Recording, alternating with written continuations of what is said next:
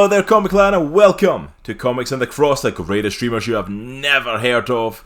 I, of course, am one of your hosts for today, Cross, sitting alongside my partner in crime, Nitro, who is joining today as we head into our new indie comic book club. We have not done one of these for a while now. Like, it's been ages since we've done one of these, man. I know, dude. When was the last one? What was the last one? I don't remember what the last one was, because I know the wifeys did one during the 12-hour stream, but feels like a while since we've done one. Yeah.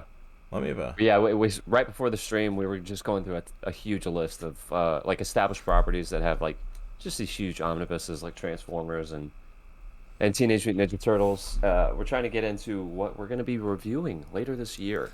Yeah, because that was kind of my plan. Oh, dang. Yeah, the last time we did an indie comic book club was the Mouse review. Well, that was back in February or March. Yeah, man, I was back at the start of the year.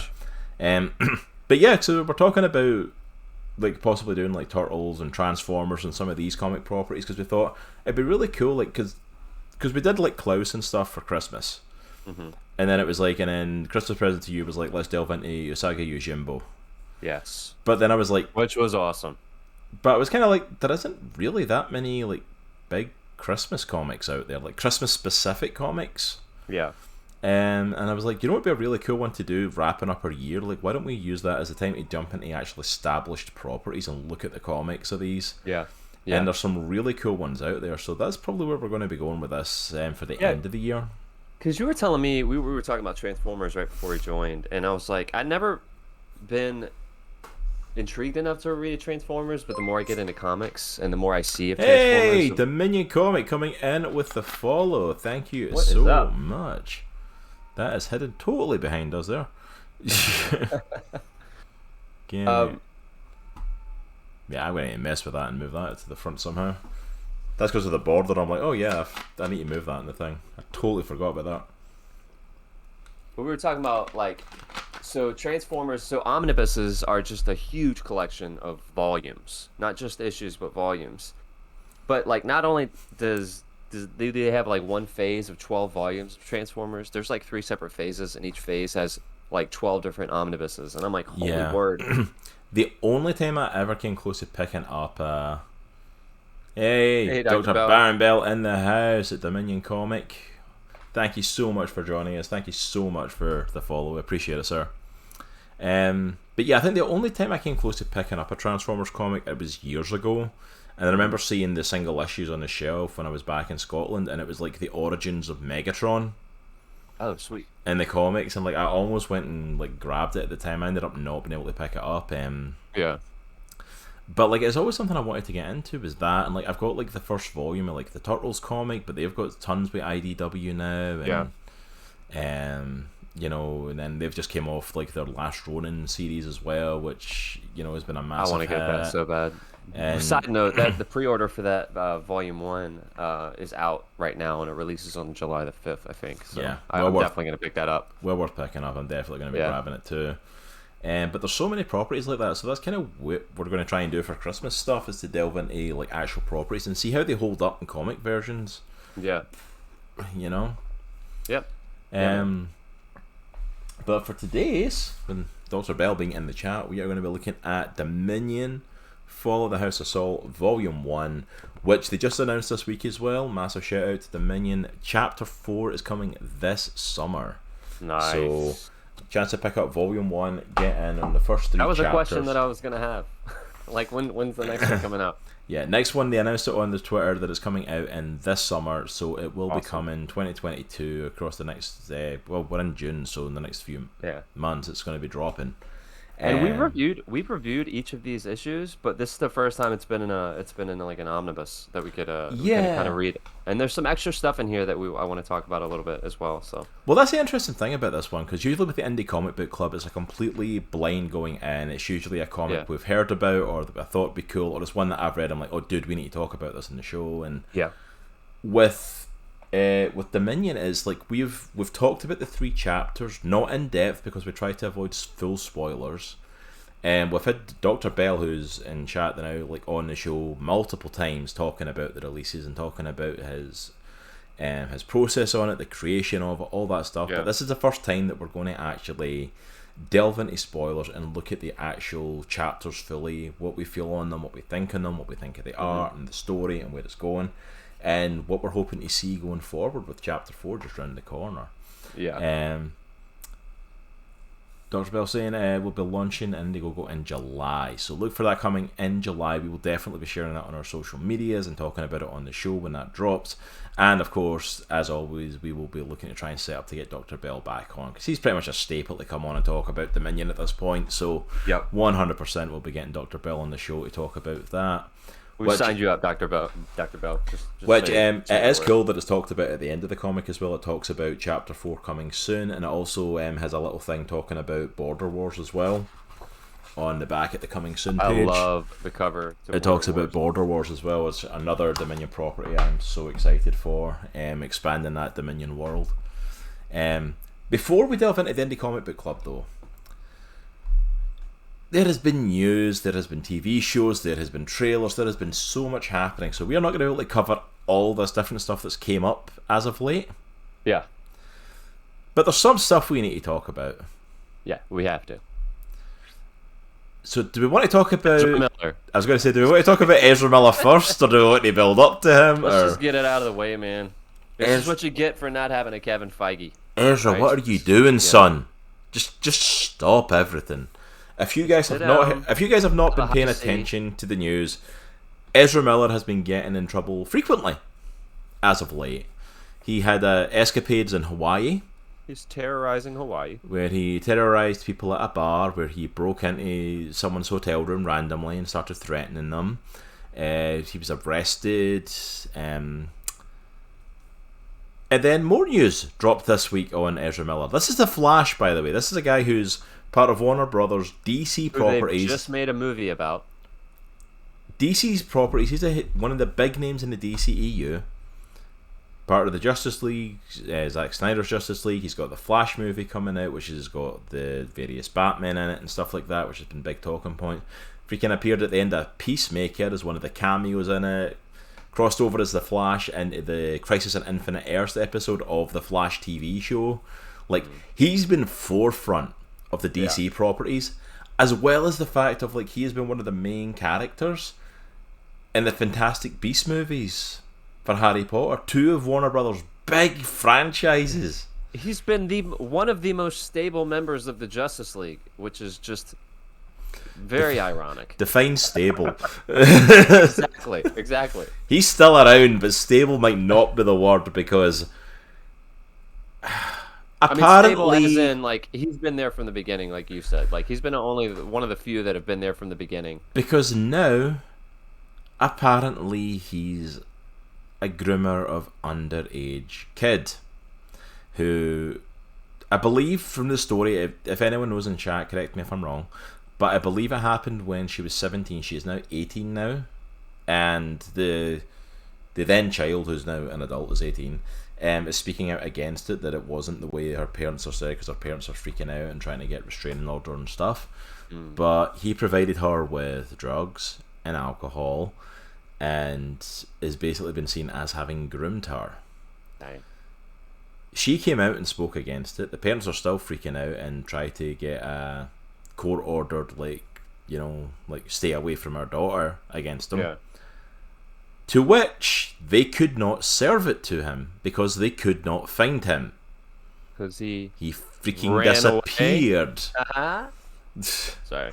No, stop. He disappeared in the midst of this, and I'm like, but we're not going to give Henry Cavill a Superman movie. No. We're going to keep focusing on Ezra Miller, and I'm like, boy, are you regretting that, Warner Brothers. Oh my gosh. We're going to focus on the guy who's, like, attacking people and grooming kids, and not the guy who's a full-blown buff nerd who builds his own PC and does gaming, Plays World of Warcraft. Wow, I can't speak. Yes. Yeah, I just don't understand the whole Henry Cavill situation. I don't understand why, dude. He's practically begging to be in another Superman movie, and they're like, nah. Yeah, I think at this point he literally is begging him in another Superman movie. But Ezra Miller, like, but yet Warner Brothers isn't going to touch him. Isn't going to say a thing, Nope. and it's like, Warner Bros., you're not painting yourself in a good light, because like you were already kind of like riding a rough line with the whole Amber Heard stuff now. Yeah. Because like allegations obviously came out against her, and then there was the court hearing, which wasn't about who abused who, it was about the defamation against like Depp's character and all that stuff. But it's like,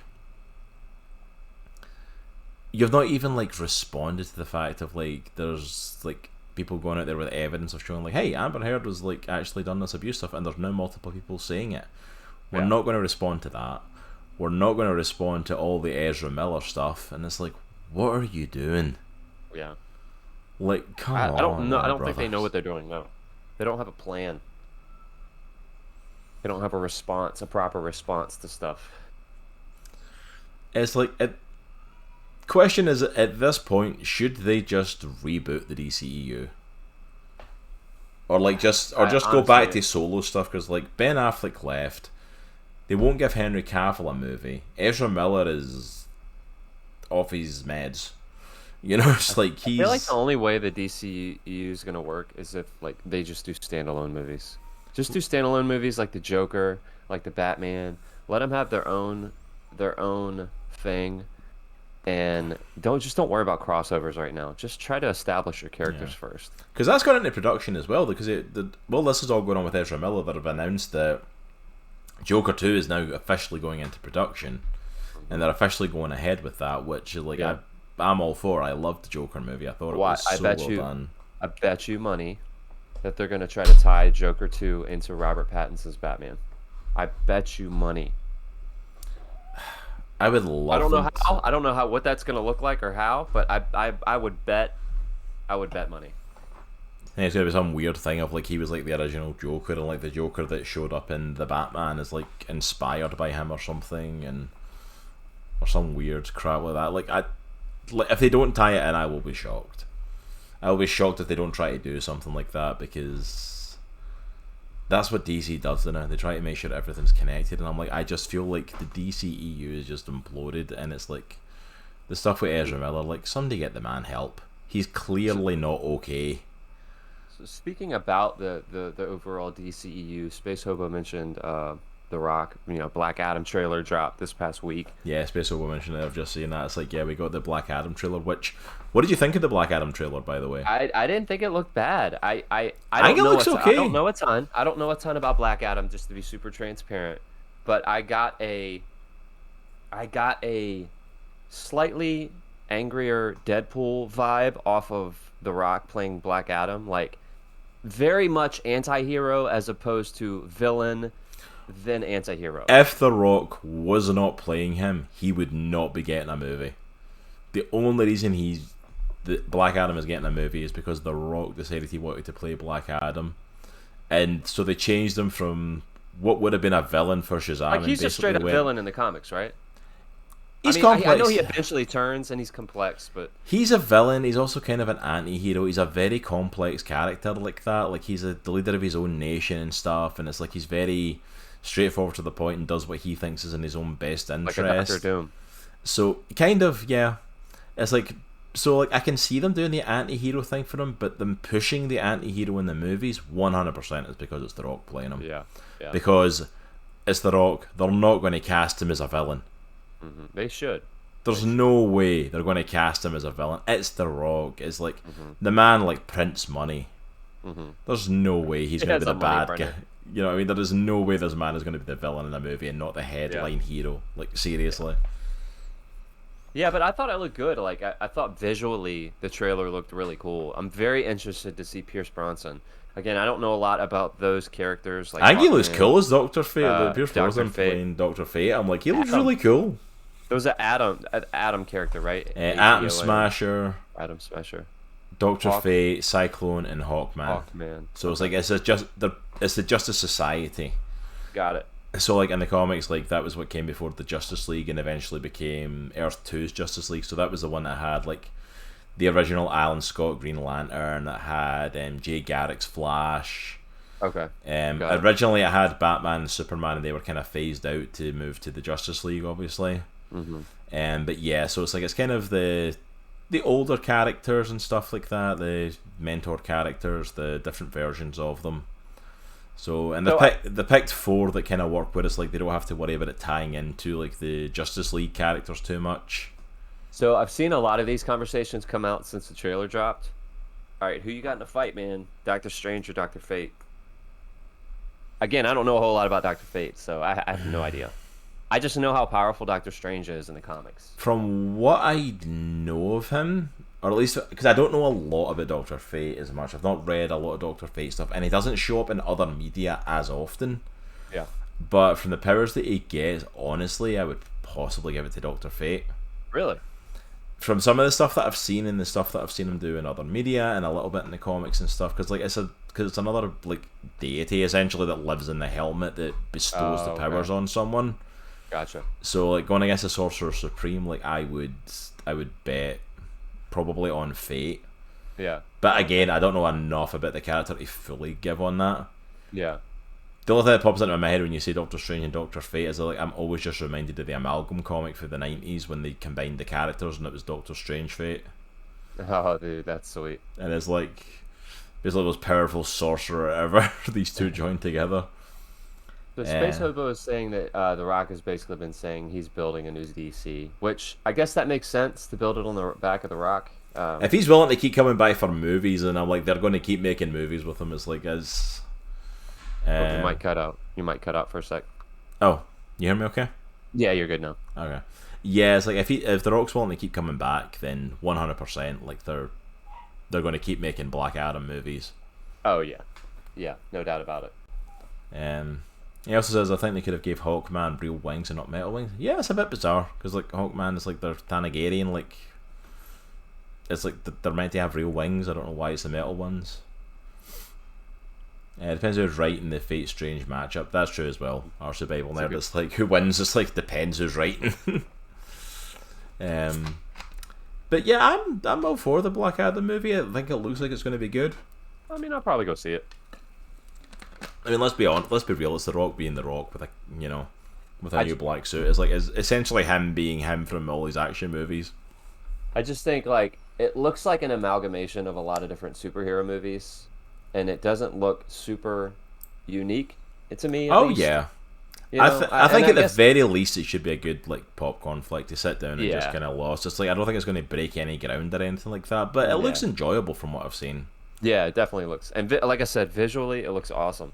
It reminds me of like the Immortals. Remember Henry Cavill Immortals movie that came out a while ago? Like that visual like stamp on it. It was really cool. Yeah. I can see that.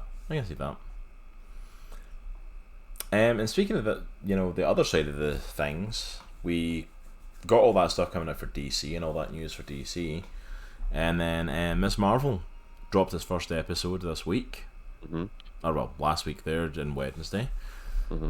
What were your thoughts on it? Because my personal thoughts on it, I posted it in social media and stuff, and it's like I seem to be like alone in the room with that one. A lot of people really seem to love the first episode and really enjoy it. I wasn't a... Now, don't get me wrong, I didn't hate the show. I didn't think it was bad. I felt like I definitely not the demographic for it. I'm definitely not the person to fit into it. Yeah. It felt like... Ooh, shaking my monitor.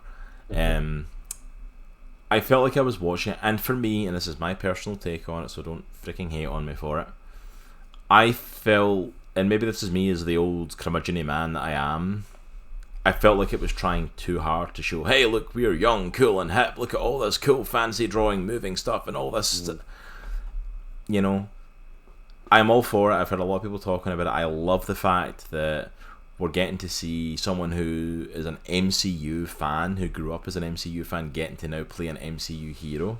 Yeah. I love that she's getting to play superfan Kamala Khan, so it's a superfan of the MCU playing a superfan of the Marvel heroes. Like, I think it's a great casting. I think the actress is great. I think she did a good job. I'm not crapping on her at all. She was phenomenal. I think she's perfect casting for Kamala. She's great. I can't relate to the family side of things. A lot of people are saying like, yeah, this is what it's like growing up in like a Muslim family and stuff like that. Obviously, can't relate. I'm not Muslim. I can't. I'm not from that kind of background and stuff like that, so I can't relate to that side of it. Yeah. A whole lot. But a lot of people are saying like they're very much fit in character of it. Mm-hmm. I will be honest, part of me wonders if the opening of it just put me off from the get-go. Because the opening part of it was her doing like her YouTube videos or whatever she was doing. Yeah. And it was basically this gushing love letter of how amazing Captain Marvel is. Yeah. And I've made it no secret I am not a fan of Captain Marvel, the movie, or the character in the MCU. I am not big on her.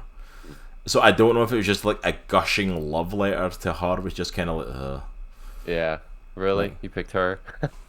You know what I mean? And don't get me wrong, that fits in with the comics. She was a big fan of Captain Marvel. That's why she took on the old moniker Miss Marvel and followed in her, footsteps and stuff. So it makes sense to do that. But like, it was this whole big thing, and I was like, yeah. I have tried, as much as people go like that, it's like I have tried to like the Captain Marvel stuff, and I'm like, I don't know why she just puts me off. I'm just because I feel like it's the whole. I don't want to like fall into that freaking category of people saying this, but it's the whole Mary Sue thing of like, we've tried to make this, instead of giving her a personality, we've made her perfect. Mm-hmm. When actually what makes you connect with characters is the flaws that they have and who they are and them overcoming stuff. And it's like, she's perfect, she can do pretty much anything, and it's like there's nothing to invest in for me there. And I'm like, like, it's okay to give her a flaw. It's okay to make me want to invest in it, but actually a really good call. Like going back to the movie, like there wasn't really like a ton of growth from her as a character. The only thing that really happened was she just that's who even the fight with Jude Law at the end, she took him down in one shot. Yeah. She comes in to help fight Thanos at the end and takes out his ship in Endgame like in a second, and I'm like, why are the rest of the Avengers here? Yeah. You know what I mean? It's like, don't get me wrong, she is meant to be super powerful, but it's like I don't feel a personality. Her personality is, I'm strong. Yeah. I can do no wrong. It's like this. I'm a fan of Brie Larson as an actress. I am not a fan of her as Captain Marvel. And that's it again. Same with actress Kamala Khan. Like I said, like I am not saying anything against Brie Larson. The whole hate that she gets from like the comic book community is completely unfounded. She's a phenomenal actress. I've seen her in other things, and she does a great job. She's great. You know, she just sucks as Captain Marvel. You know, and that's it. To put it bluntly. And that's the thing, is like that. It's like, and I've heard like Christopher Eccleston talking about it once. He says like that. It's like, you know, he says whenever I get praised for something or like called out for something, he says, often or not, like what happens is actually comes down to the writing and the direction of something. Yeah. It's like I get often praised for roles because of the really good writing that I'm portraying on screen. It's like when I get called out for stuff, it's because the writing ended up being awful. Yeah. And it's like, I feel like that's the case. She's a really great actress, but I just did not feel the writing for Captain Marvel, and I'm like. But anyway, that was a side tangent of that. But it's but in terms of Kamala Khan and Miss Marvel itself, what did you think of it? So I had it on in the background as I was doing stuff, so I wasn't able to give it my full attention. I'm like you though. I think it might be slightly out of my demographic. I actually did enjoy the art over, like the moving art over some of the scenes. I thought that was cool. I like that they're trying something different. Mm-hmm. It's very Scott Pilgrim-ish to me. See, that's the thing. I wasn't a fan of Scott Pilgrim either. So and I like Scott Pilgrim. I didn't get invested in that either. So maybe that's it. I'm just not a fan of that style of stuff. Yeah. But then again, that's what we talk about. I get why people don't like it. I get it 100%. But I like I said, I like Kamala Khan. I love her as an actor. I love her as a character. I thought she was really cool how they portrayed that. Mm-hmm. But it'll be interesting to see episode 2, because I wasn't like super interested in the first episode. Like it wasn't keeping my attention. Yeah, that's why I had it on the background, and I was watching it half the time. It wasn't really keeping my attention. But I'm willing to watch the rest of the season. I'm willing to give it my full attention and like check it out and like delve into it and see where it goes. You know, maybe I will get invested in it, but then again, I've often said that as well with comics. It's like not every comic is for everybody. Yeah. You know, if everything Marvel put out was meant for every fan, then I'd be wasting like, you know, a couple of $100 a week buying all the stuff that Marvel puts out. It's like and it's just the same. It's like, you know, like you and I have talked about this before, but Marvel is coming out with a ton of different like TV and movies now. And not everything is going to be for everybody. It's just going to be like comics. Not everything is going to be for everybody. Well, they're trying so many different things now and so many different stuff. Like Miss Marvel is completely different. Excuse me, from any other show or movie we've gotten in Phase 4. Yeah. And that's okay. It's like it's good Yeah. to go in that direction. Like if you're listening to us now, it's like and you fully enjoy that show, fantastic. I love seeing people getting excited for it, and I love that there's an audience for it. Yeah. Yeah. If you guys are getting invested, I love that this is connecting with the Muslim communities. I love that this is connecting with young girls. I love this is connecting with people and pushing that way. Mm-hmm. And it's okay that it doesn't connect with me. Yeah. You know, I'm not going to go into a whole comics gate rant about the fact of like that. Oh, this wokeness is ruining my comics. It's like, go back under your rock. It's like it's okay to have a character like that. She's been phenomenally done in the comics. They're bringing her to live action, which 100% they should. She's one of the most popular characters in recent years that Marvel's had. Go for it. Go nuts. The only issue that I have, and again, I don't know much about Miss Marvel because I've never read any of her stuff, but I got a Shang-Chi vibe with the whole like, and spoilers for those of you who have not seen the first episode. So if you haven't and you don't like spoilers, just tune out for the next like couple minutes. But when she gets the bangle and then she gets the powers, it's for me it's the same thing as Shang-Chi, and I'm like, I don't like. I'm not a huge fan of somebody gets something and then they get power. I like when they like when power is developed or power. Yeah, is, see, like Space Hope was asking about the powers and stuff as well. Like, I don't mind the power change. Like seeing how the power was done on screen, I liked it. I like the idea of her controlling light and like the hand coming out and catching people. And I'm like, okay, this is an interesting power. Like, don't get me wrong, 100% this isn't a Miss Marvel power. She's a Green Lantern. Like absolutely, this is literally she's put on a magical bit of jewelry and now she can do Green Lantern stuff. Yeah, exactly. Like if they go like that, oh no, that's not what it is. Like, but it is though. Like it clearly is. Like she makes constructs now, and like. Is it bad that Marvel did a better Green Lantern than DC did? It wouldn't have been hard. Yeah, that's right. It wouldn't have been hard. Like I've seen Green Lantern. It's like I will admit to that, and it's like that wasn't hard to top. I don't mind the power change.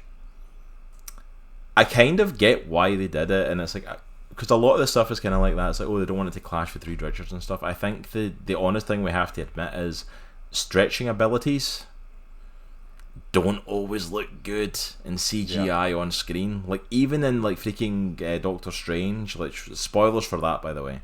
Right. If you've not seen that he's in it, then I don't know what to tell you. You've not been in the internet for a while. But like Mr. Fantastic, when John Krasinski appears as him, that stretch when he comes in to face Wanda, and I'm like, let's be honest, that does not look good. It doesn't look that great. Nope. And I'm like, I'm thinking that's partly why is because they're like her power being like that for a whole show. Like, there's got to be consent. And don't get me wrong, like we've called it Marvel a few times for like dodgy CGI, where it's like, like you're Disney. Yeah. Like, you're Disney, how are you not finding money? Like, like, we literally ran about this last week with the She-Hulk stuff. Yeah. You own part of the world. Let's be honest. Yeah, like you're one of the biggest companies in the world, making more money than anyone. Like, how in the world do you not have good CGI and stuff? But it's like, but that's the thing though. It's one of those things that it doesn't matter how much money you pour into it. That is not a easy CGI effect to make look good. Yeah. So I can see why they changed it to something that still mimics that. Like it's. Like her reaching that hand out during the Avengers Con and catching them. Yeah. And catching the fallen girl. It's like, okay, that's... You could see her doing that by stretching her arm out. You can see that in place. Yeah. The powers themselves, I don't mind. It's kind of like you, like, I don't like the fact it comes from a magical bracelet. I don't like that at all. Because it wasn't like that in the comics, right? She's an Inhuman. She's an Inhuman. Powers. She gets powers, like they come from within her. And I feel like that's the thing, because like her thing is like this is in her genetic code. She gets hit with the Terrigen Mist that Black Bolt released. Like you've read Infinity. Mm-hmm. That Terrigen Cloud that Black Bolt releases, that's what kicks her powers off. The same with a lot of Inhumans. Okay. She ends up like getting her powers activated and becomes Miss Marvel. Mm-hmm. And it's like I get they're trying to also distance from the Inhuman stuff. And I think that's because literally, like, because they made the Inhuman show, they'd already announced that they were working on it and stuff, which we've talked about plenty of times how that was an awful show. Mm-hmm. But that went into production, and then they got the X-Men back, and they just tried to like move away from it. Mm-hmm. I would rather they had pushed the show a little bit to tie her in with, like, if you're not going to make her unhuman, make her a mutant. Just change it to mutant. Yeah, absolutely. Make the ability something she can do and make it a mutant power. I don't like the mystical bangle thing, unless I think it was Cameron from One Geek 11, it's 4011, it was said in our Discord. And the fact of, like, I wonder if it's going to be like a case of, like, you know, the bracelet activates the power and then it's one of those that was inside of you all along. Oh my gosh. Sort of things when they get to the end of it, which is like they could do that. Yeah. I kind of, part of me wants them to, because I want it to be a power she's got, and the other part of me is like, that's such a cliche thing, please don't do that. Yeah. It's like, I'm just not a huge fan of the bracelet being the source of the power. I just, like, that's been done so much. Yeah, Space Opera saying it there as well, like, I hope they talk about where the powers come from, and I'm like, yeah. And that's the thing as well, I'm kind of open to it at the moment, because all we know is, like, it's a magic bracelet that's gave her these powers. We don't know anything about the bracelet. Like, maybe that's the thing that activates an inhuman thing, or maybe it's some other power that's activated, and it's like, we still need to find that out, because, like, even in the post-credit or the mid-credit scene, you see this organization being made aware of her, and it's like, so they're building is something. But 100%. Wait, the mid-credit scene? Yeah. Really? You didn't see that plastered all over? Most of the shows don't have them. Yeah, that's the thing. I always kind of like just scroll through and double check, but that popped up and I was like, oh, okay, so we're going somewhere with this, and it's like, but yeah, it's like I'm willing to give it a shot and see where they go with this. But yeah, for the most part, I'm not as invested in this show. Yeah. It's like, and that's okay. It's like some things you're not going to get invested in. I mean, hey, I might end up loving this at the end. I was completely invested in some of these Disney Plus shows, and by the end I was like, okay, that was awful. You just completely did not hit the landing on it. Yeah. You know what I mean? If they make the landing on this by the finale, it's like that, it might end up being one of my favourite shows, you know? It's like... Yeah. Falcon and Winter Soldier was the big one for me. Yeah.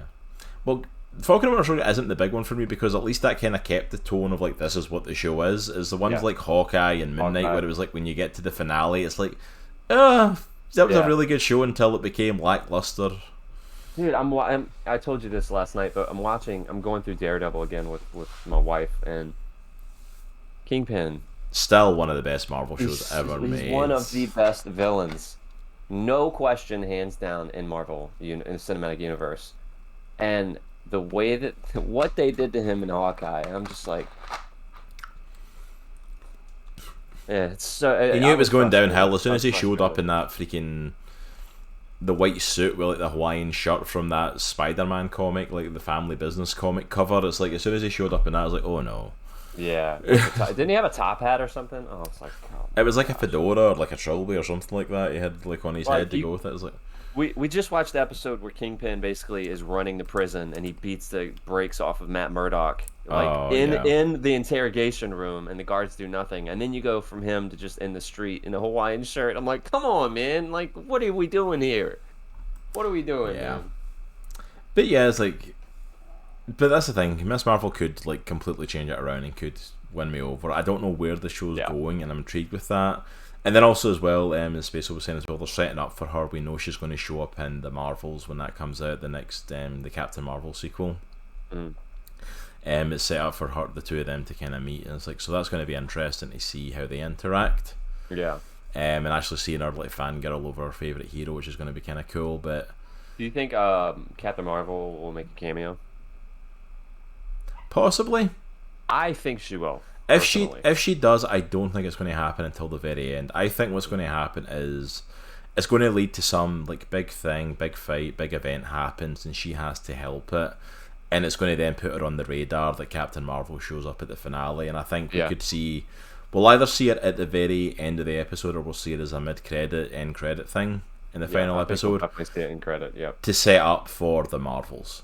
You know, kind of like the whole thing at the end of Shang-Chi, like, where Wong appears and they go and they talk with, like, Captain Marvel, Hulk, and him about these bracelets being something else, and it's setting up for what's next.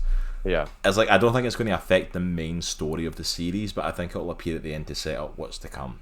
Yeah. Like, that's my personal take anyway. Yeah. But yeah, I agree. I think she'll show up at some point, whether that's mid-credit or the last episode. Alright. I think that's kind of like the major stuff for this week, the major things. I don't want to take too much more time because I want to actually get into the Indie Comic Book Club and start talking about the comic and start delving into that. Was there any other big things that you can think of that you wanted to? No, man, I think we covered it. Cool. If there's any other stuff that we have missed that you guys want to chat about, by all means hit us up on our Discord and social media. We're more than happy to talk about pretty much everything and anything comic book and comic book vicinity. But yeah, I am ready. Let us delve into Dominion.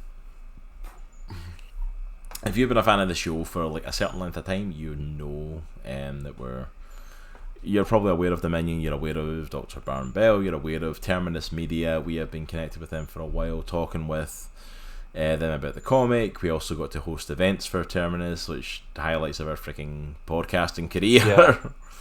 Our streaming career. Well, before we delve into that, actually, let me do the shout out that I always forget to do for our freaking sponsors. I always forget to do this, and I need to start being a bit more aware of it. As you can see below is on screen and now it's in chat, we are of course ambassadors for BCW and BCW Supplies that are basically provide. Hey, the real Wreck-It Alf coming in with the raid. What? Just in perfect time there. How is it going? Thank you so much, Wreck-It Ralph. Thank you so much for bringing your community over to us. Can we throw a shout out in there for the real Wreck-It Ralph? We are doing good, sir. How are you doing? How was your stream? What were you playing today? Doing some just chatting. Were you playing anything as well, or were you just hanging out with the community today? How are you folks doing? For anyone coming in that doesn't know who we are Comics on the Cross, the greatest streamers you have never heard of. This is our Sunday show where we do our podcast talking about comics, movies, TV shows, all things and everything geeky. Right. We also do gaming throughout the week. We also do art streams throughout the week and different things. My wife streams kind of horror themed games on Mondays. I do storyline games on Tuesday. My partner here, Nitro, does some artwork on Thursday and absolutely kills it on that. And we also play a bit of Sea of Thieves. So yeah, thank you so much for coming in. Today we are doing our Indie Comic Book Club, talking about Dominion, Fall of the House of Saul from Terminus Media. A Star Wars meets Narnia based story based on the biblical story of Saul. Real Wreck-It Ralph saying, I'm good, just got done watching the Xbox Bethesda game showcase. Oh yeah, that's right, Xbox had their showcase today. How was it? Was there any big announcements for it? I've not caught anything from it yet today. Any big announcements come out for it, and anything we should be aware of coming out to keep an eye out for? But before we delve into the comic, as we're going to say, just a little shout out to our sponsor. I'll throw it in chat again, to BCW Supplies. We are ambassadors for them. So protect, store and display all of your collectibles and memorabilia, whether it is your comics, records, CDs, playing cards, sports memorabilia, whatever it is. They provide all sorts of supplies. We are big users of BCW. We have long boxes, bags, boards, dividers, everything you can need for collecting comics is pretty much a go-to for us. So click on that link if you want to go there and use code ComicsCross to save 10% on purchases over there. I actually need to go over there and buy some more stuff. I've run out of space on my long box and I need to get a new one. Dude, I'm about to run out of space in mine too. Yeah, it was pretty good. Diablo 4 trailer was nice, awesome. Hideo Kojima is developing a game with the Xbox Game Studios. Nice. Hideo Kojima is always does some amazing stuff, so I'm excited to see what comes from that. Starfield trailer looked incredibly immersive. Starfield, I don't recognise the name of that one. I'll need to check that out. I'll need to go back and check those out after the stream today. But yeah, so go and check out that, and we are going to delve in. This is our Indie Comic Book Club. For anyone new coming in with Real Wreck-It Alf, or anyone else is with us, we basically take time every other month to talk about indie comic books. We are fans of the big two, Marvel and DC, but we have started delving into the world of... Ooh, okay, thank you for popping up on my screen there, Windows Defender. That was not necessary. Right in my ear. But we basically wanted to start delving into the world of comics and seeing what's in the indie comics, because there's so many great things out there. We didn't want people to not delve into them and not be aware of some of these. We have covered plenty of books so far on here, but we are delving into Dominion. And I put a link to the Dominion comic. If you like what you hear, you like what we kind of go over, what's in the comic, the link to buy that is above in chat. Real Wreck Alf. For Starfield, it's like it's a big one Bethesda's developing, and it's like a more action-packed version of No Man's Sky. Ooh, nice. May need to check that out then. That sounds really cool. I'd be up for that. A little bit of space exploration, a little bit more action. But yeah, so there's a link there that Nitro's just thrown in chat for Terminus Media, looking at Dominion, follow the House of Saul, where you can pick it up from them and the volumes for yourself. We, of course, have talked to Dr. Bell, the creator of the comic, plenty of times on the show as it was coming out. Yep. But we've tried to avoid spoilers for the comic and just kind of talk around it and creative processes and all that stuff. But today, as part of the Indie Comic Book Club, we get to basically do a book club with you guys and delve into it. So I am so excited for this one. Yeah, and I know we said this a little earlier, but we've reviewed this comic before. We've reviewed all 3 episodes or all 3 issues at some point in the show. So we're going to be reviewing basically the volume as a whole today. And there's some cool extra stuff in the omnibus that we can talk about as well. So absolutely. Wreck It Alf, have a great stream. I'm going to go hang out with the wife and kids. I do not blame you. Go and have a great day, Alf. Take care. Yeah. Go ahead and drop Alf a follow if you are not doing that already. Go and check him out. Awesome streamer. But thank you so much for coming in with that raid and joining our community for today and bringing yours over here. We really appreciate it. Alright, so looking at Dominion, so what are your thoughts kind of like rereading Dominion? Because it's been a while since we've read it.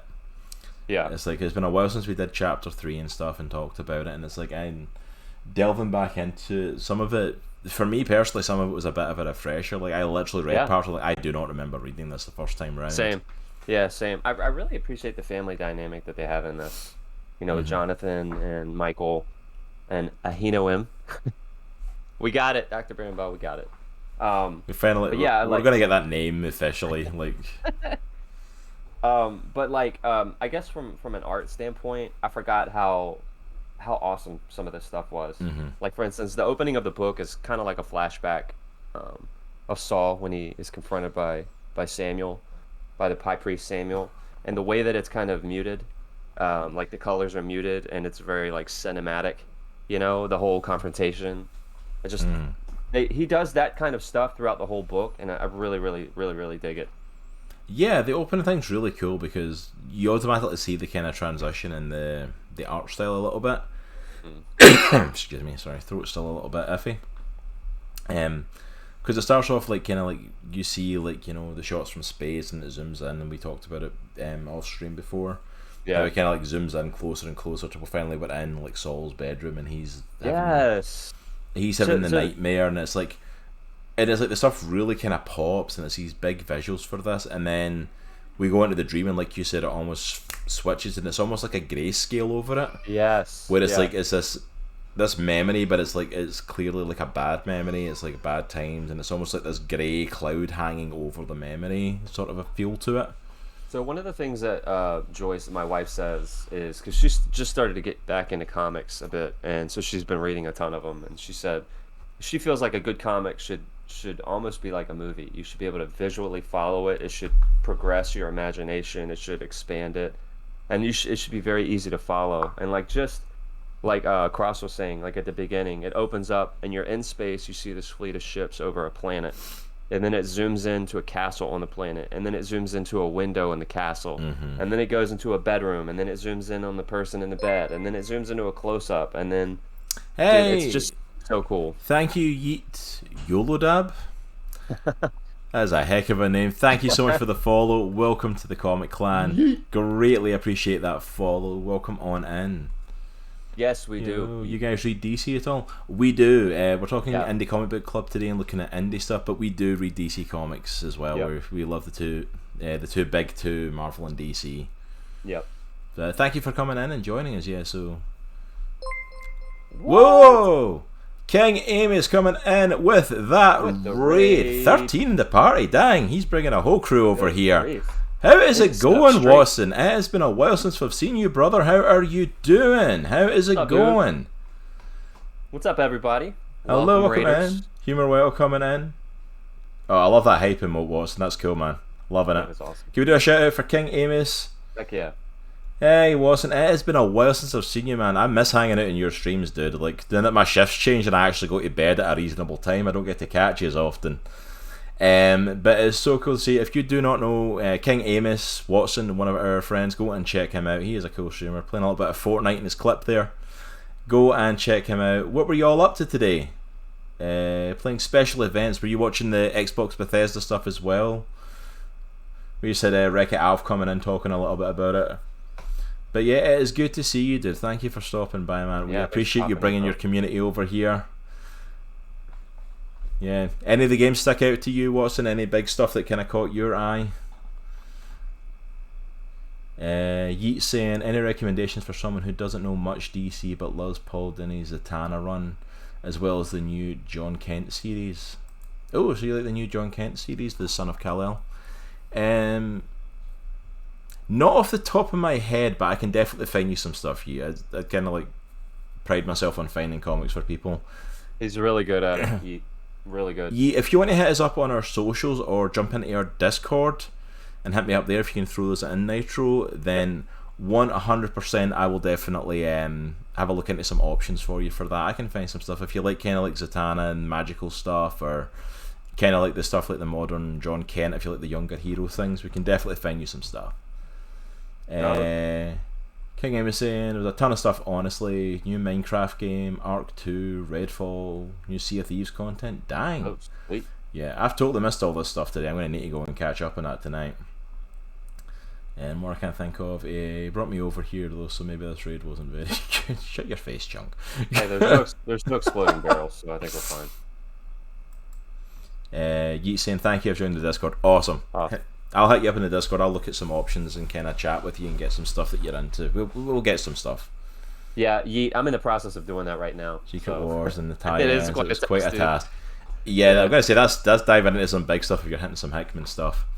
But yeah, thank you so much for Raiders coming in. Thank you for everyone. And for anyone who is new with us today, see the Sandman stuff they put out. You mean for the new Netflix show? I'm going to say because I don't think there's any new comic stuff for it, so I'm assuming you mean the show. I got a little bit of a look at it. No problem at all. Thank you so much, King Amos, for popping in, man. Go enjoy some lunch. Have a great time, man. We definitely need to catch up and get another game at some point, man. We'll need to get you in for Sea of Thieves night one Friday. Yep. So hit us up for that, man. We'll definitely get you in one night. But thank you so much, brother. See you, dude. For anyone coming in who's not joined us, we are doing our indie comic book club where we are looking at Dominion, Fall of the House of Saul today. Dang, we are getting like, man, there's so many people popping in today. Was not expecting this. Thank you, man. Yeah, this is sweet, dude. Definitely excited about Sandman. Recently read the first 2 volumes of it. I'm excited to see what they do with the visuals on the show, because the comic's it's very visually like unique and very dark. So I'm interested to see how they pull that off on the show. I've not read any Sandman stuff though. Yeah, Sandman's one of the ones that I think we're not going to probably hit it this year for Indie Comic Book Club, but I think it definitely needs to be one of the ones we hit next year, because it's one of those big like titles. Yeah. That we need to definitely delve into. Sweet, I'm down. But yeah, if anyone's got any other questions about that stuff, by all means hit us up in socials or Discord. We are going to jump back into this. We've literally just kicked off with this though. But yeah, so talking about the introduction for Dominion, like it's really cool that we start off with that kind of flashback. I adore the flashback pages at the very beginning. Looking at Saul and Samuel, it's very much some of my favourite stuff in the entire comic. Because we get to see like just the two of them pairing off in a really massive. The opening scenes are really good at making you feel sympathy for Saul. Yeah. The opening absolutely. Pages, a character, like if you read the story of Saul in the Bible, it's like it's not a story that emits much sympathy for him. And in fact, reading this story in the Bible side of things often made me feel like he was being very arrogant. Because the whole thing, if anyone doesn't know the story, is basically Saul has just conquered. Who was it he conquered? I've completely lost the name. The Amalekites? The Amalekites, yes. Yeah. So they just conquered the Amalekites, and God, the deity, who in this is called the Almighty, has told them basically destroy everything. Kill all of them, kill the leaders, you have to wipe them all out. Otherwise, they're just going to like reform and come back stronger. And so where we pick up in the flashback is basically he's conquered them all, but his men have decided to keep things, and in this, they decided we've kept their ships, we've kept some of their technology, we kept the king alive as a prisoner to take back for the glory of the Almighty. Yeah. And then the high priest Samuel arrives, who's one of my favourite characters. This is like the only scene he appears in these 3 chapters, and he's still one of my favourite characters in this. He's such a BA. He shows up and is basically like, what you doing? Yeah. Like, why are they still alive? Why do I still hear thrusters of their ships? What is going on? This is not what you were told to do. Yeah. And Saul basically pleads his case, like, we just let the men keep some of the technology, some of the ships, we're taking them back, it's all for the glory of the Almighty. Yeah. And Samuel basically slaps him down and tells him, what's better? You know, it's like bringing back these trophies are actual obedience to the Almighty. Yeah. To which Samuel, like, walks away from him and basically tells Saul, you're done. Your family's reign as the head of Dominion, his kingdom, his planets, his area of space, like, it's coming to an end. Yeah. And it's like like Saul even tries to grab him and the cloak rips, and he's like, that's how it's been torn away from you, just like that. Yeah. And then ends his time by walking down to the king of the Amalekites, grabbing a sword off of someone and just lops his head off. And he's like, pfft, moving on. Yeah. Like, that's like the only scene we see of Samuel, and this is a whole nightmare that Saul's having looking back. It's like, no, sorry, it's not a sorry. Like, he electrocutes the guy to death in this one. It's really sad though, like, because he's like, Samuel, and then he wakes up and he's like, come back. Yeah, and he's like, you see you him like, definitely feel there's sadness. you see him crying out, like trying to get it back. Like, Samuel's word is basically like, this is what's going to happen, and there's no way around it. And it's like he can't deal with it. So in those first pages, you get this sympathy for Saul, that this is a man who, we're at war with the Philistines, we're at war with this army. He's trying to run his kingdom, but it's being torn away from him. Yeah.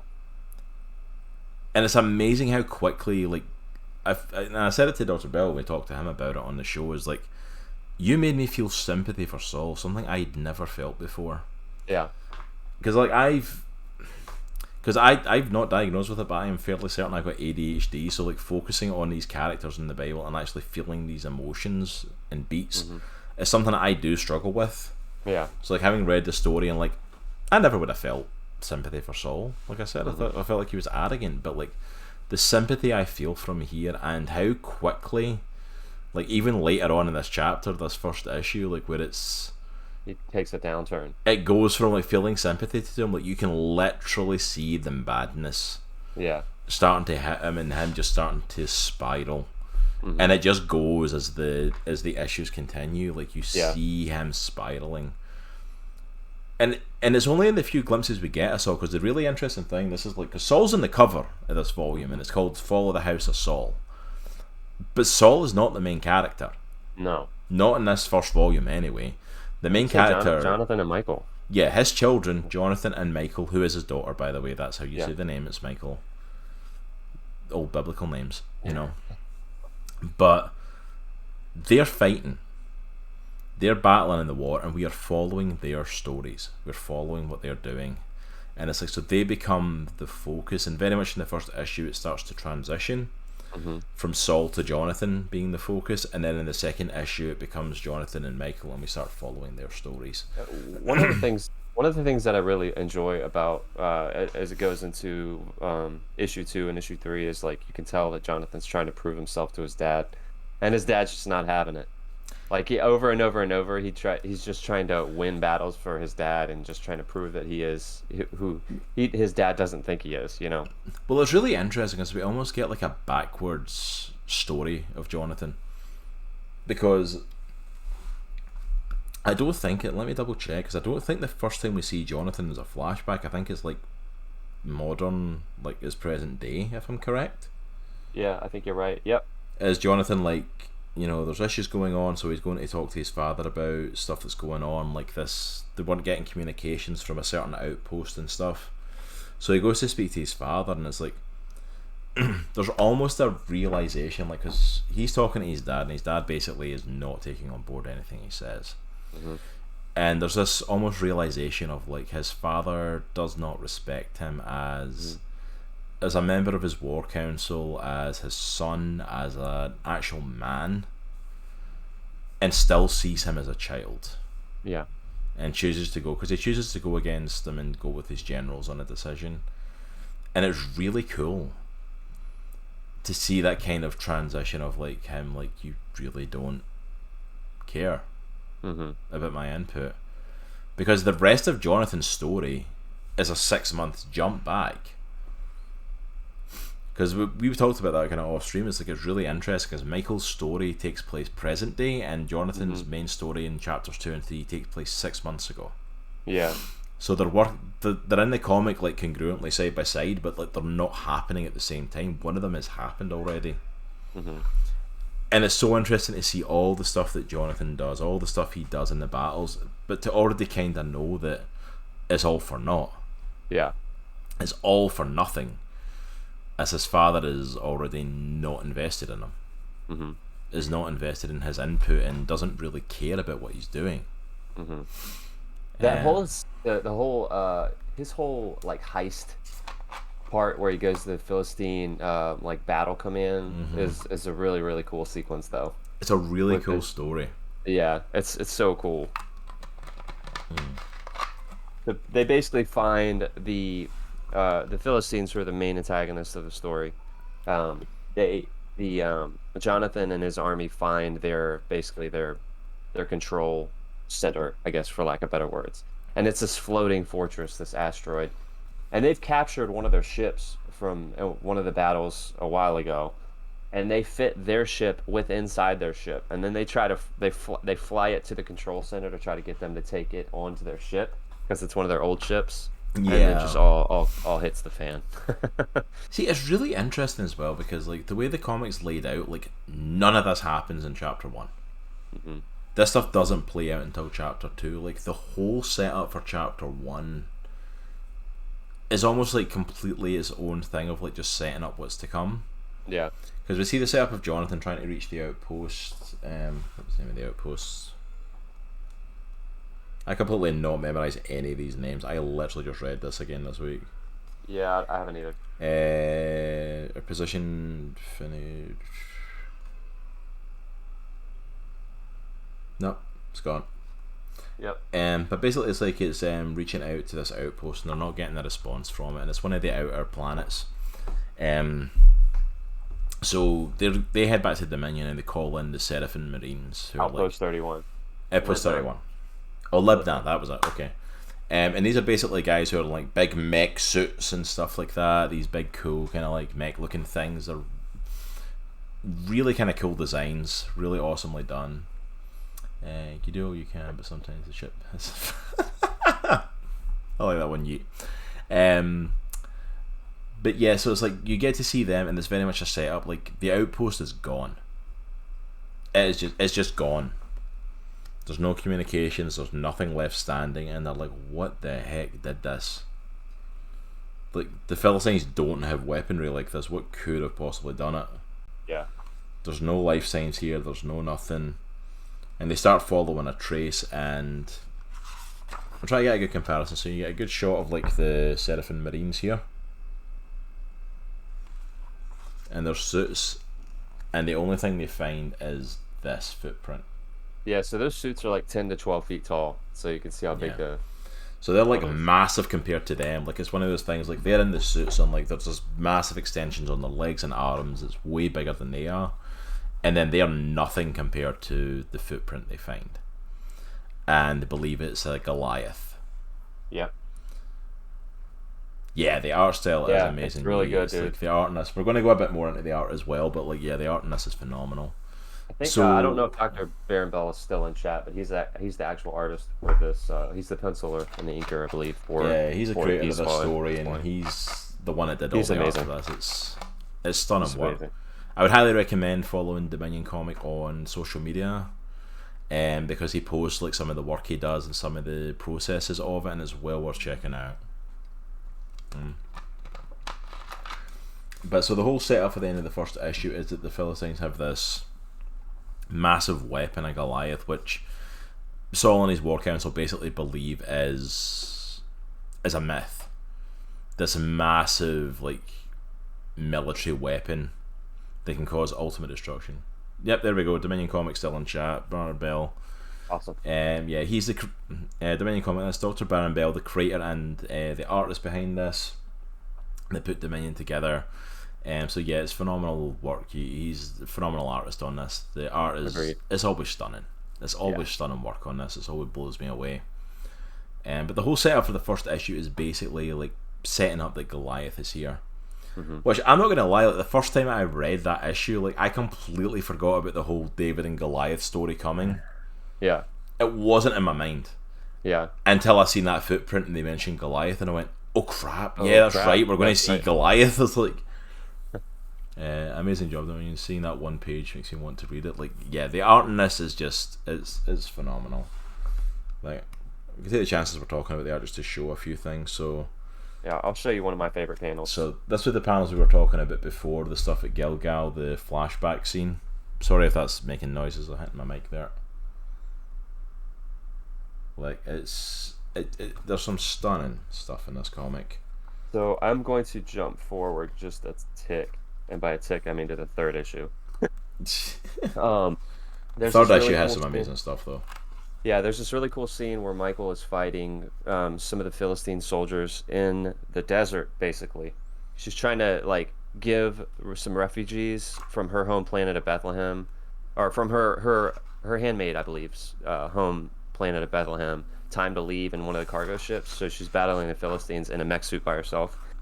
And there's this really cool scene of oh yeah, I love that shot. She hits the thrusters on the mech suit, and just this part right here is probably one of my favorite panels in the whole comic. So it's like the sun shining behind her, she's flying through the air, and there's a close-up of her face with the Philistines on the bottom.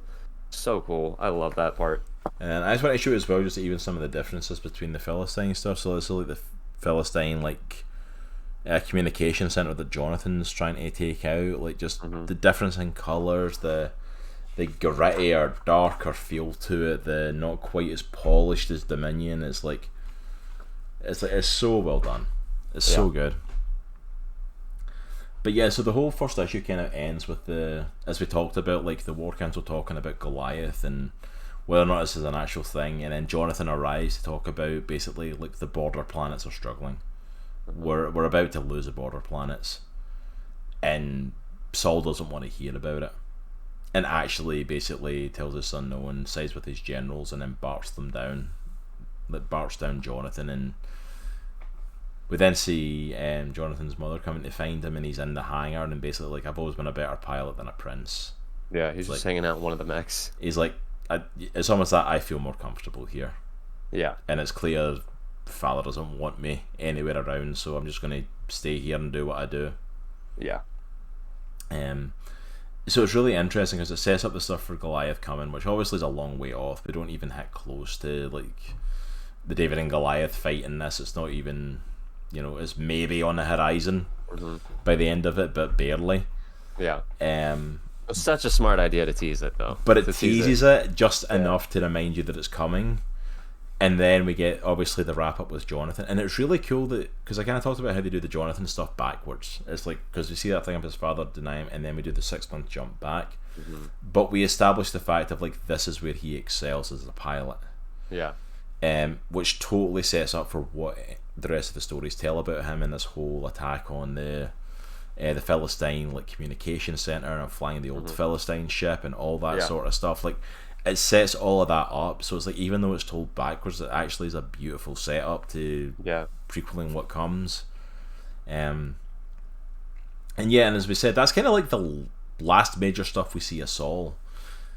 I mean, like, reading the first chapter, I felt like Saul was going to be more of a main focus in the next couple of chapters, and he's really not. Like, no, he's like an overlooming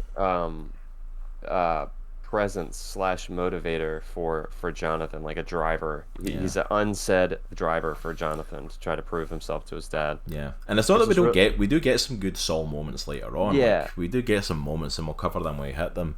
But the focus really in chapter 2, we really pick up, like, we've been introduced to Jonathan, so we continue his story, but then we really get introduced to Michael, to Saul's daughter. And one of the things that I completely praised Dr. Bell for when he came on the show was the fact of like these characters feel like real people. Like when you're reading the biblical story, like Michael's an afterthought. You don't get, there's no story to her, but she is like an invested character in this. Yeah, I love that. As well as Ahinoam, like their mom, like who's like, you could read that story and like forget she exists, forget that there's a character there that's clearly their mom. Like she must have existed and given birth to them, but like she's just not a factor. Whereas like she's almost like this overarching background voice of reason for them.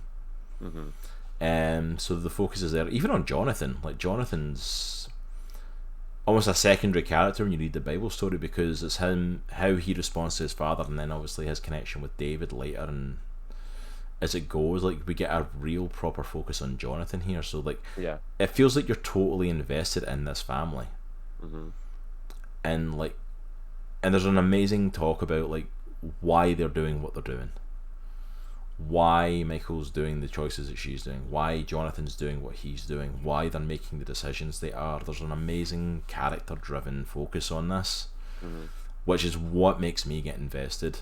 There's so many great comics out there that just you can't get invested in because they don't really care about the characters, or they don't give you a reason to invest in the characters. And Dominion completely does that. It focuses and gets you invested in the characters. Yeah, it's a really cool family dynamic. Especially, I really like it's brief, but I really like the conversation between between Jonathan and his mom when he's in the hangar. Because like, obviously you have the harsh father, Saul, and then you have the mother, the comforting mom, and to be able to see that both sides is pretty cool. But she doesn't baby him though, which I appreciate. Like, it's all like her coming in, oh my poor little boy, any of that sort of stuff. Like she comes in and she treats him like a freaking adult. She's reassuring him about his relationship with his dad, which is the most important thing to him, obviously. Yeah, absolutely. And do you want to take into like chapter 2 then, and kind of like the start of Michael's story and where Jonathan's story kind of goes into with that a little more and how they progress? Yeah, let me flip over to it. Sorry. No, yeah, absolutely. So it opens up. I know we've kind of touched on it a couple times, but it opens up with that the 6-month jump back in time to when Jonathan, with his with the help of his commander Benjamin and his co-pilot Kit, kind of hatch a plan to basically hijack this Philistine control center that they found. And they have there's a lot of cool establishing shots in their control room, but then they have that Philistine ship that they talk about hijacking and flying into. And it's basically, the way that they're setting it up is it's a suicide mission, right? There's no way that they're going to win. There's no way. And Jonathan, I think this goes back to what I was saying earlier. Like, I think his sole mission is he wants to prove to his dad that he's a warrior and that he's useful to his dad. And he's like, if I die, basically I die. Like, we're gonna do this, and I'm gonna prove to my dad that I have what it takes. There's a lot of time jumps. It goes from Castle Gibeah, which is where Saul's family lives, back to Jonathan, and it's a time jump basically issue the whole time. It goes back from Michael to Jonathan, and I don't know. It's basically establishing. The volume 2 is basically about those two characters and establishing their motives and establishing, especially Michael. Like, I've got to say, like, I especially rereading this, I kind of fell in love with like the character of Michael. Like, she's such a complex character and like has such an amazing heart. Like, she's that like, we have to do it because it's the right thing mentality, and like it's her handmaid that comes to her and basically like, my home planet's basically lost communication. There's no word. Like, my father messaged me and now there's nothing. And she's like, well, surely the king is going to send some to send the Marines there. And it's like, no, it's one of the outer planets. Like, he's stopped defending there. They're basically overtaking it, and without a hesitation she's like, okay, we're heading there then. And you know what I mean? It's like, and all credit to Michael, who's basically, it's so funny because they almost like play on the trope as well of the princess that doesn't do anything, that just has to sit in the castle. And she's like, that's what my parents expect of me. and she's got this like rickety freighter ship with this like old like rickety armor that's not like up to code with the current like Seraphim armor. It's like this almost like decommissioned armor. It's like, you know, she's got in there and done it up to be able to fight and stuff, and it's like, it's so cool. It's like, this is old school stuff that she's just managed to like kind of like hide away in case she ever needed it, so she could be part of everything. It's like, it's so cool. And like, yeah, we're gonna go and do this, and if they're not going to provide help, then we're just going to go do it ourselves. One of the cool things that I like, just I guess coming from a biblical perspective, like a lot of times reading the Bible, it's really hard to get a general grasp of the layout of the land, or the layout, like the geographical context, so to speak. And I think what this does a really good job of is just setting that up. Like, here's Planet Bethlehem over here. Here's the Philistines over here. Here's what's happening over here in this pocket. And I really appreciate being able to visually kind of differentiate those things. Helps my visual brain. Yeah, absolutely. I mean, it's like, even just the fact that like pretty much each chapter like opens with those maps and just shows you like, here's the layouts and stuff, just to kind of give you an idea of like, this is how everything looks, this is where everything is in connection to each other. It's like, yeah, it's an amazing thing just to kind of invest you. Like, you know, I was always a kid that loved the fact that when you get some Bibles, like, they would have maps in the back of them. Yes. And show plot points, because you could almost read it and go, oh, okay, that's how that happened, that's where they were, that's how close they were to that, and it just helped kind of ground you into where it was. So it's really cool that Barron's kind of done that in Dominion and kind of helps try to establish that. Agreed.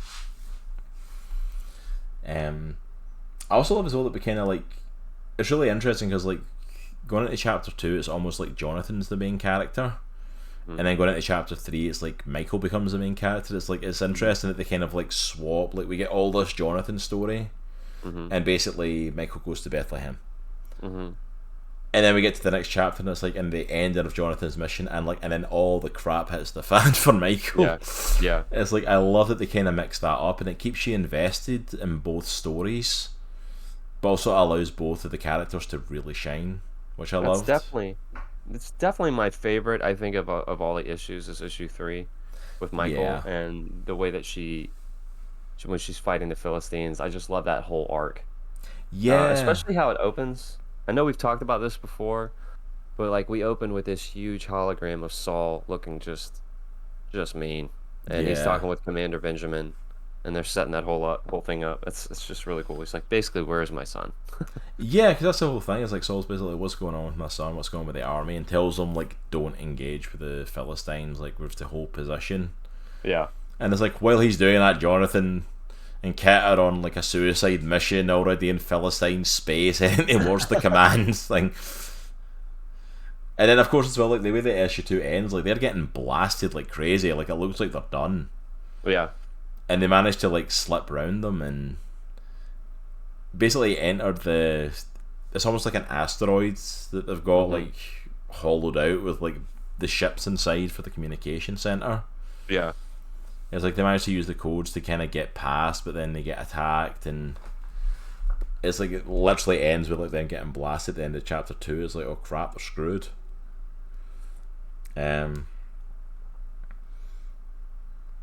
Where is it? I'm trying to get to the bit, and it's like, yeah, they basically like allow the Philistine ship to get destroyed and like jettison themselves out of it, because they're inside like one of their own small ships. Yeah. Inside of it, and jettison it out, and just kind of like, hopefully they're so focused on that they won't notice us. Yeah. And they end up able to slip in the back of it and basically take out the communications. It's like, and I love the kind of like, that's where we see like the hopefulness of Jonathan as well, because like they end up getting back to the main fleet and stuff, and they still end up and basically saying like, we've got them on the run, they're attacking each other. Like, the Philistine ships literally start attacking each other because they have no proper communication. Yeah, because they shut down their command center. Yeah. And he's like, and they start running, and it's like, we need to go after him, and it's like, no, King Saul told us we can't. He told us we have to hold position and defend, and he's like, if we hold position, like, what we just did was pointless. They're going to regroup. They're going to regroup, and they're going to come back stronger. And he goes after them and says, my father will understand. And it's like, there's that hopefulness of like he feels like he's doing the right thing for Dominion, and it feels like my father will understand when we pull this off. Yeah. And it's like, and you just know he won't. And that this is almost like one of the beginning of the end of like Jonathan's trust that his father has any investment in him and who he is, even though like he's clearly proven himself as a leader, as a pilot, as a general out on the field. It's like he clearly knows what he's doing, but his father just has no interest in it. Yeah. And it's like it's a really interesting way to kind of take his story. Like it really invests me in Jonathan of like I want to see what happens next. You know, I want to see what happens after like the beginning in chapter 1 where it's like, you know, he's realised who his father is, and like, well, where does his story take us from here? And then in Michael's story, like her Cam like landing on Bethlehem and finding all the surviving people. Yeah, I mean, basically the rest of the chapter is her, almost. Yeah, like chapter 3 from there, like, oh, we landed in Bethlehem, we found the survivors. Chapter 3 then just takes off into chaos for her. Like, she goes into this massive trying to save these people, massive fights with the Philistine. It is really cool, and some of the best visuals in the comic. Some of the art in here is just absolutely stunning. As Nitro showed some of the stuff for chapter 3. Yeah. My favorite panel again. Yeah. And so basically cool. She ends up fighting the Philistines, like not just the Philistines, like as she tries to fend them off, like these giant like mechs appear that are the same size as like the mech that she's in, but it's like they did not know that the Philistines had any sort of technology like that. Yeah. She's So, like, when did the Philistines get so big? you know, and then they've got that, like her handmaid's trying to like basically get the ship to take off with all the people, but it's like it's weighed down, it's not meant for that many people. So they're trying to like override stuff while she fends off the Philistines. It's a really good, really tense, small scale fight. You know, and it looks like they don't know how they're going to pull it off. And then we get There's a part where one of the big Philistine mechs grabs the front of her mech and rips the front off, so she's cool. exposed. And then you see two Philistines coming in, and then an EMP charge hits her in the back. Yeah, I wanted to show that scene of like her getting it ripped off because like, it's such a cool visual. It's done so well. Yeah, and she's like, just get it over with. Because she thinks she's gonna die. Yeah, it's just in these scenes here. It's like it is so well. Like rips the front off. She's exposed. Yeah, just get it over with. And then he's hitting the back and taken down. And you see this. And we see what is this in the distance? We see something in the distance, which is so cool done. Like, I completely forgot about this part. Like, I've read this issue, and I completely forgot this even happened. One thing that I didn't notice was, did you notice the person's arms hanging out of the mech? Oh, really? Yeah. Oh, yeah, I see it. Yeah. I thought that was a really cool design choice. It's really interesting. Yeah. Even this mech itself is a really interesting choice as well, because like we see like compared to like the Seraphim armor and the Philistine armor, like this person is tiny. Yeah. Like compared to like that's size for scale and then on this panel you notice the slingshot in hand at the arm, hinting at a future main character. And on the next page we get a little look at the armors, Jesse and Sons. Yep. Obviously hinting at, if you know the biblical story, you know that it's David. And the slingshot obviously being his weapon of choice, and then Jesse and Sons, Jesse was his father, so we're hinting at David coming along. Yeah. Which obviously, like I talked about the David and Goliath thing, is like obviously it's one of the main stories as a pop culture story beyond just a biblical story at this point. Yeah. But like apart from that footprint from Goliath, there's been no mention or thought or hinting at any of this until the last few pages of chapter 3. Where you see the giant Philistine. And then you see like Michael trying to get the last of the armored like weapons to go off with the minimal power it's got, and has to open it like manually to blast the last of the Philistines off the ship so it can take off. So her handmaid takes off with all the people, and she's kind of left wondering who helped her, as like that mech armor just walks off into the distance. So I think chapter 4 we're obviously going to start heading towards the story of David. Yes. Something I'd never thought of before as well that I found kind of interesting for this one. I'm interested to see how this plays out in chapter 4. Mm-hmm. Because in the biblical story, Samuel is appointed by God to go and anoint the new king. Mm-hmm. And he's sent to Jesse's household, and they go through all the sons, and the last one that comes in is David, and I'm like, this is him. Michael isn't a factor in that. Uh-huh.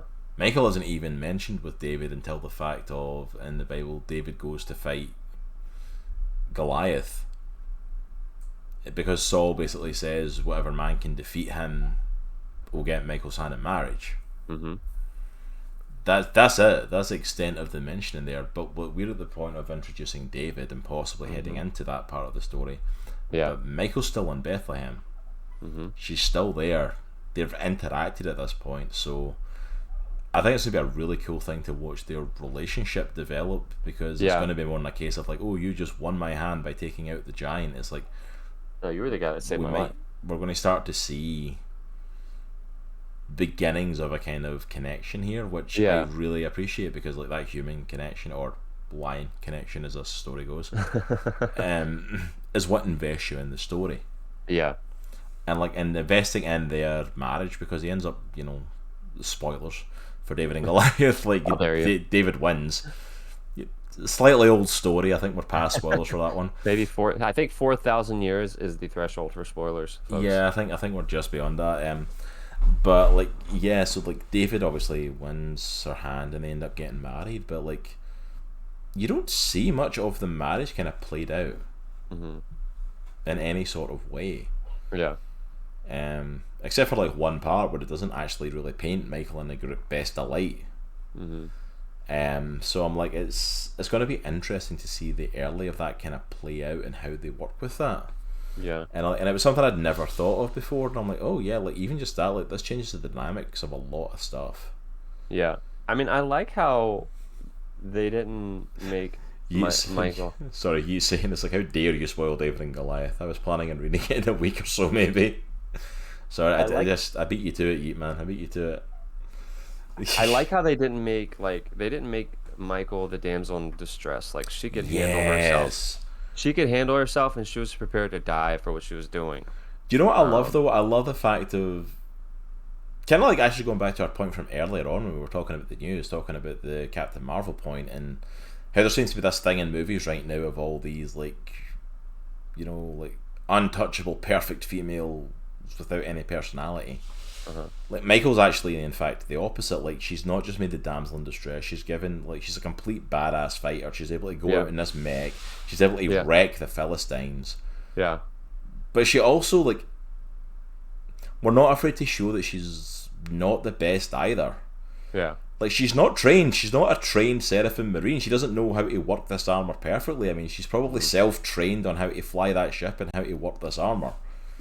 It's probably been hard in that freaking cave, just like moving the thing and getting used to it. And you know what I mean, half the time she's asking, like, she's got like the little bracelet like robot that she talks to, like that's doing half the stuff for her. Zumi. Zumi's doing half the stuff for her. She's telling Zumi, can you do this for me? And I'm like, it almost kind of hints at the fact that, like, she doesn't know how to do this stuff herself. She doesn't know how to like play it out herself, and that makes sense because she wouldn't. She's a princess that's basically locked up in the palace, and like, at what point is she going to have trained with the Marines? That like are going out and facing this stuff. Like, at what point is she going to have trained in that armor in a way that's like, she's not going to have been able to go out into a battle and practice. And here she is basically winging it, and she's got the heart, she's got the fortitude. I mean, you see that like when she's staring down the Philistine when they rip the armor off, or the armor's basically out of power and she tells Zumi to fire the weapons. Well, she's literally using her feet to pry open the guns because like there is no power to open it. It makes her a really interesting character to me. It makes her a really interesting, like, I'm invested in her and Jonathan, and I'm invested in both their stories. and I'm invested in both of them as characters. Like, none of them come off in an overwhelming, like, oh, they're perfect, they can do anything. It's like, because that's boring. Yeah, and none of the characters come off like, I don't believe that. Like, I don't believe that character would do that, or that character would do that. You see, and everyone knows that combat training is the first thing that Princess is taught. Oh yeah, absolutely. It should be, but yeah. This is how you curtsy, and this is how you murder people. Yeah. There we go. Pretty much, that's the main lessons. In that order. So yeah, I was really taken aback getting to read this again. Yeah. Because it was my first time sitting down reading them all kind of together like this. Like when we got the stuff sent to us, like, Barron was gracious enough to send out the digital copies to us so we could talk to him about them, and before they became available and stuff. And we got to read them, we got to go through them, but like, and I would quickly flick through the previous one, and kind of like, okay, where are we up to? But like, to sit down and invest in reading it like I did this week, and kind of like, okay, I'm going to go through the story, check it out. I found myself way more invested doing it as a volume.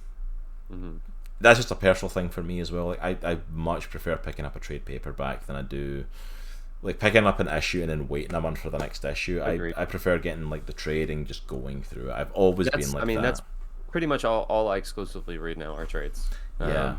So yeah, I'm with you. Like, I've always been invested in that, and I think that's just because, like, growing up where I was in Scotland, like, you didn't always get the same comics coming to shops. Like, they would get them now and again, so you'd pick up one and it was like midway through a story, but there was no real way to get the previous issues in the story, or like, that would be incredibly frustrating. Or like, I hope you enjoy that issue because you're probably not going to see the next one for a while. Yeah. So I always preferred getting trades just because it was a whole story. And I did prefer reading Dominion as a whole story, reading it all together like that. I got way more invested in Jonathan and Michael, and their journeys, and like, and who they are, and seeing the development through the three chapters.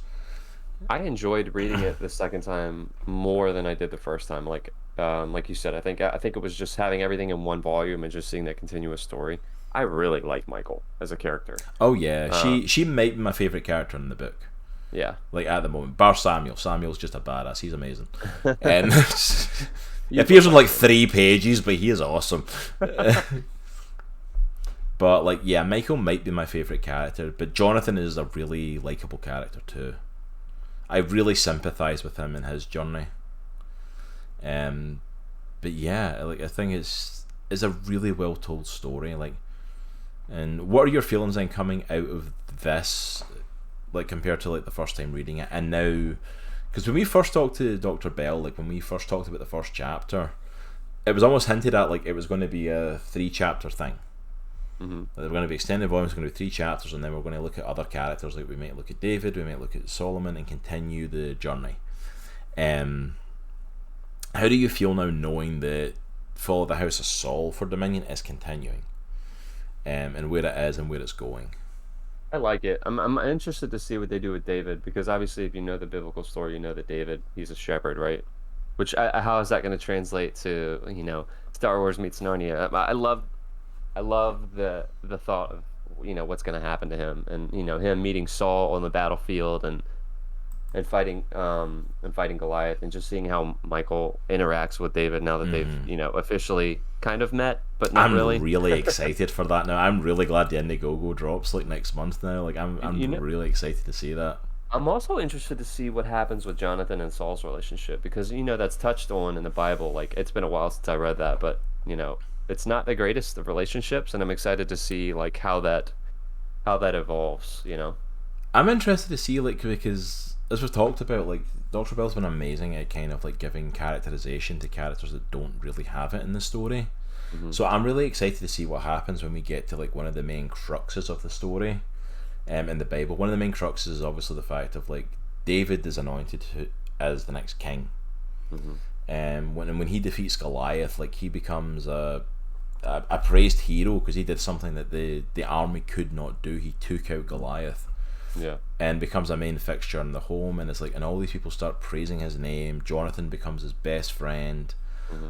As all this stuff starts to play out, like, I'm intrigued to see how Dr. Bell characterizes it in this world. Because with all that character detail and attention to characters who we get nothing about in the biblical story, like I said, you get nothing about Michael at this point in the story. Like when you're talking about this stage of it, Yeah. there's nothing about her. She's a non-character. She's a name that you pass by.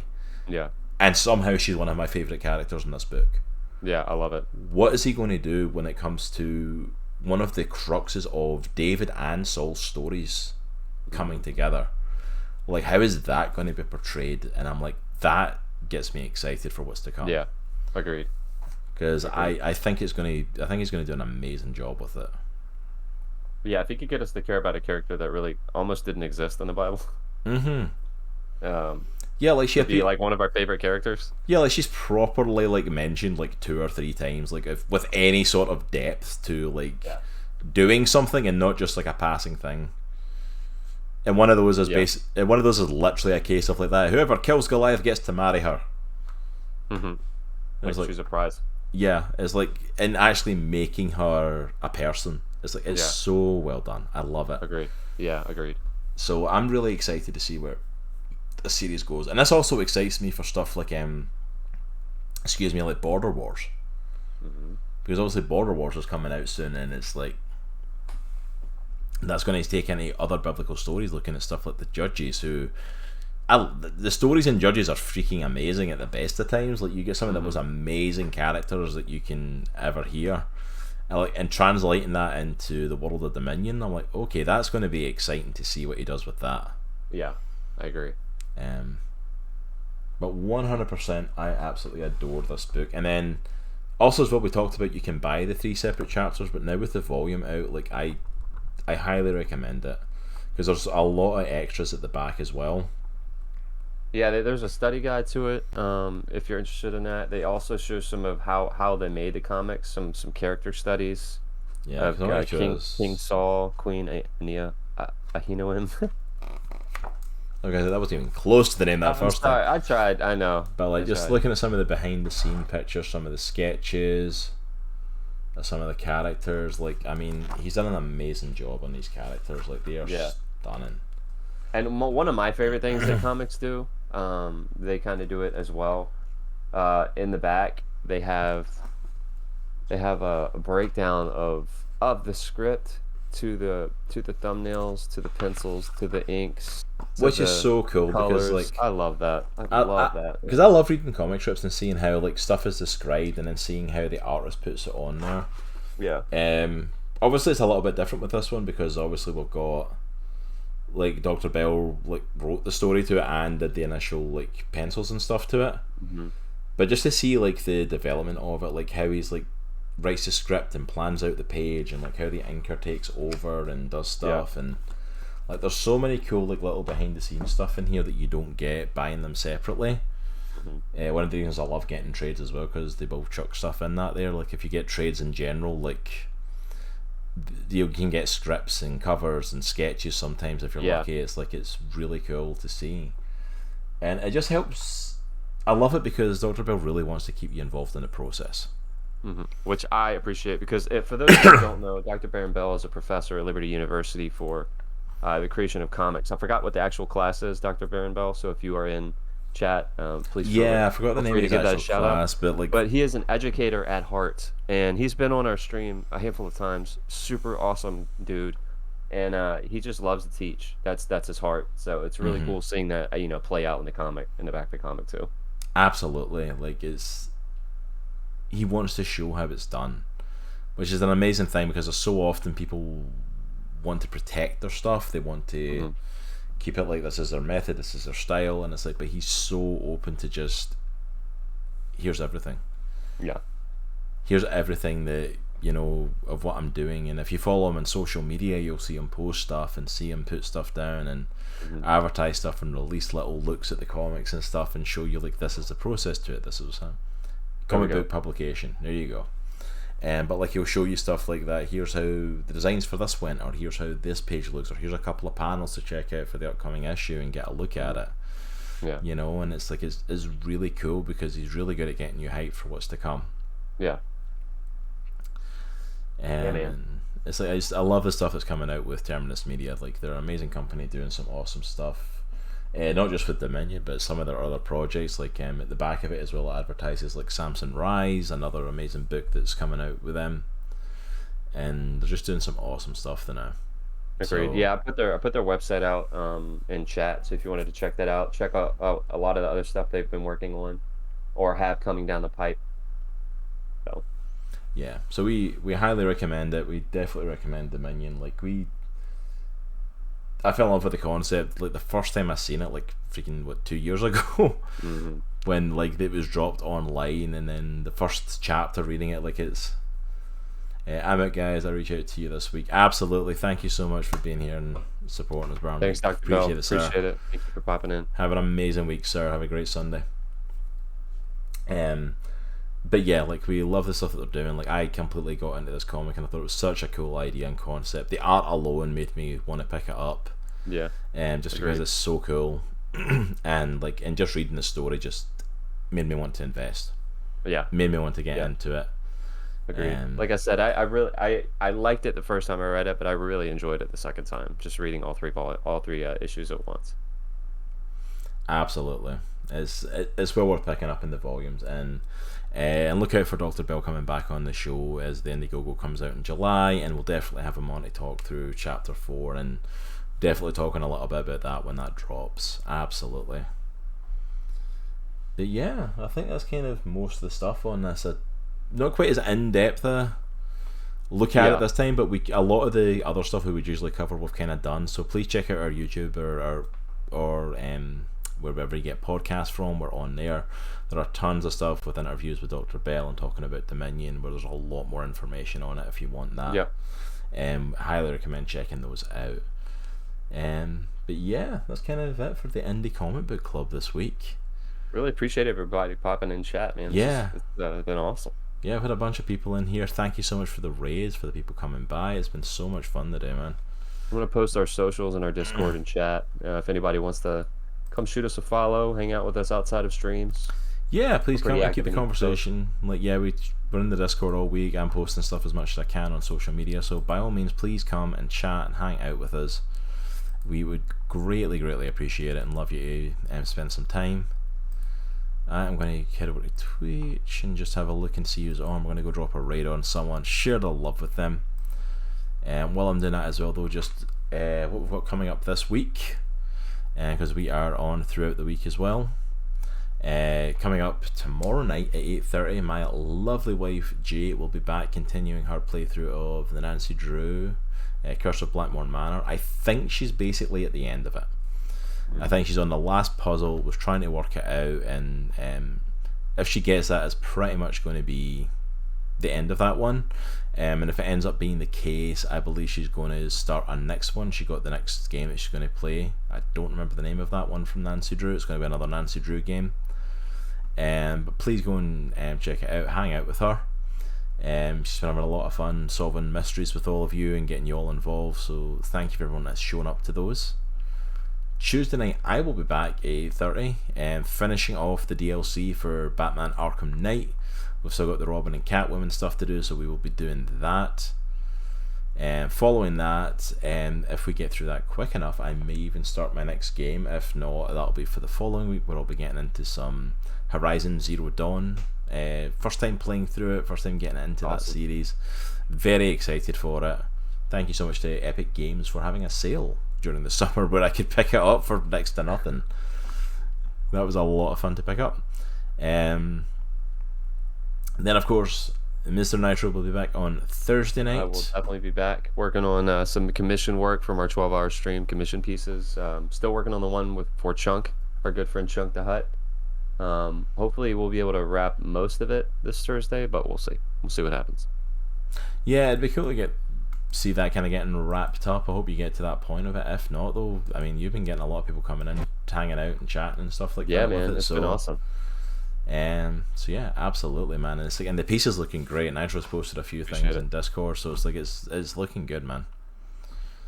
Believe we're going to try and do some Sea of Thieves this Friday. We did not get to do it last Friday because my children hate me having sleep, apparently. So we are definitely going to go and try and get into some more Sea of Thieves and get into some more shenanigans there. Shenanigans? Shall we? Maybe some shenanigans? Shenanigans. It says shenanigans shirt coming up. And then, of course, next Sunday we will not be here because next Sunday is Father's Day. That's right. We get a day, folks. We get a day. So, as Nitro and I are both fathers, we will be spending that time with our family and hanging out with them. But we should be back the following Sunday with the next podcast. I don't know what we're doing yet. I don't need to have a look at the schedule and see. We'll figure it out. Hey, ads popping out at the end. They're just seeing you in chat. Like, no, you're sneaking. He's been so quiet, man. He's just been sitting Skulking. hanging out.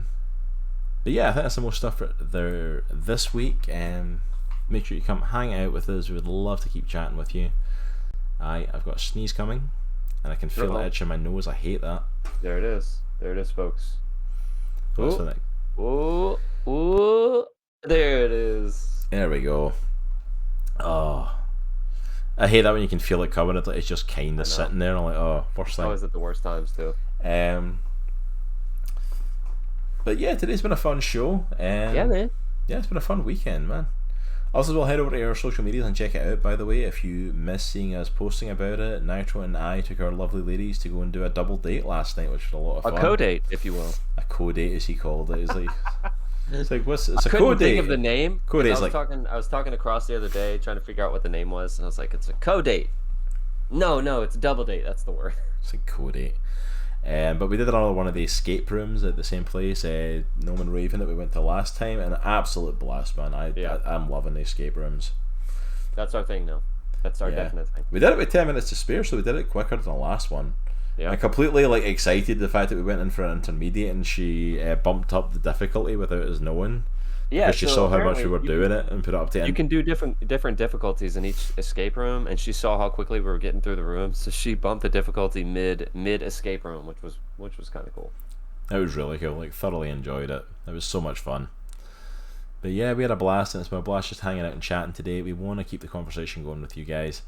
So we've got some cool stuff working on for future podcasts, and we will be doing more indie comic book clubs as the year goes on. We've got some exciting ones planned, I think.